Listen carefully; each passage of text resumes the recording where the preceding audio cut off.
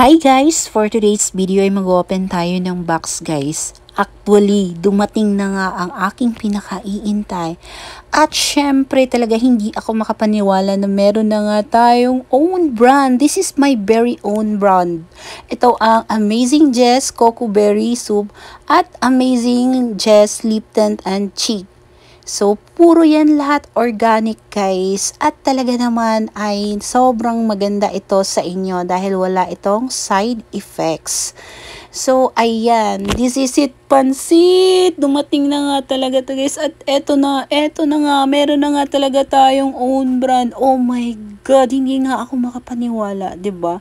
Meron na nga tayo nito. So, dati pinapangarap lang din natin, lalo na yung idolo ko na si Rosmar. So, actually, ayan, talagang meron na nga tayong sariling soap, no?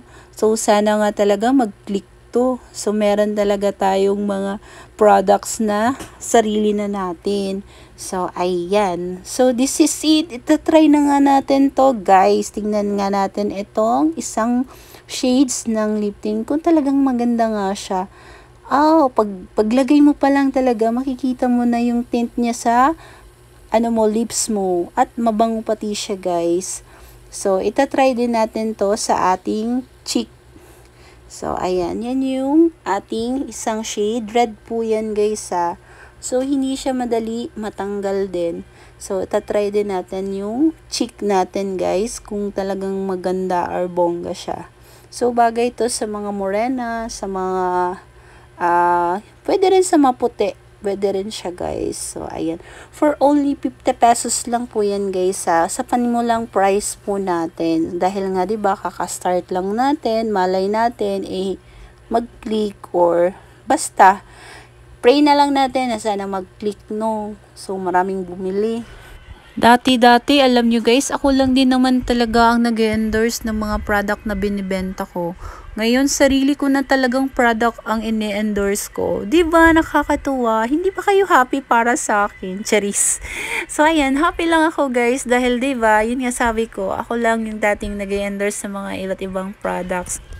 Ang galing lang ni Lord, no, dahil nga sa kabila ng lahat ng pinagdaanan ko sa pagninegosyo, talagang masasabi ko talaga na ang hirap-hirap talaga mag-business, guys, lalong-lalo na kapag hindi ka hands-on. So, why not sumubok na naman tayo ng another business? Sabi nga nila, try and try until you succeed. So, lahat ng pwede nating pagkikitaan, lahat ng racket gagawin natin para sa ating pamilya. So, yun lang talaga guys. Dapat talaga nakapokus tayo sa ating goals. I'm so happy talaga guys, 'di ba? Ayan, na-try na nga rin natin tong isang shades. Ito naman yung maroon. So, ayan, sa mga hilig sa mga maroon dyan, ito na, para to talaga sa inyo. Bagay siya sa mga puti, sa mga fair complexions, pwede rin sa morena kung gusto. So, ayan, diba, ikikwento ko lang talaga sa inyo na napakahirap din talaga mag-business, no? May mga times na malulugi tayo, may mga times na mag-grow tayo, so hindi ganun kadali talaga ang mag-business. So, masasabi ko sa salon business, okay naman talagang nag-improve tayo sa salon din. Meron din tayong mga achievements. At syempre, hindi lang dapat yan lang ang negosyo natin. Kailangan din natin ng iba't ibang paraan para mas lalong mag-grow tayo, mas lalong kikita tayo, 'di ba? So, ganun lang dapat. So, eto na nga yung Amazing Jess Coco Berry Milky Soap. So, ayan, for only 50 pesos sa panimula natin.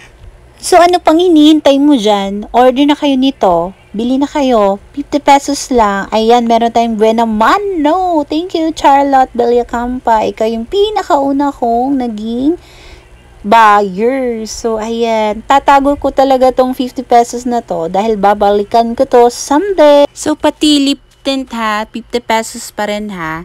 So, ayan, order na kayo nito guys. So, pwede tayong mag-ship at open to resellers natin to guys. So, ayan, PM lang kayo kung gusto nyo mag-resellers. Anyway, thank you for watching. Sana nag-enjoy kayo. God bless you all and see you in my next vlog. Bye!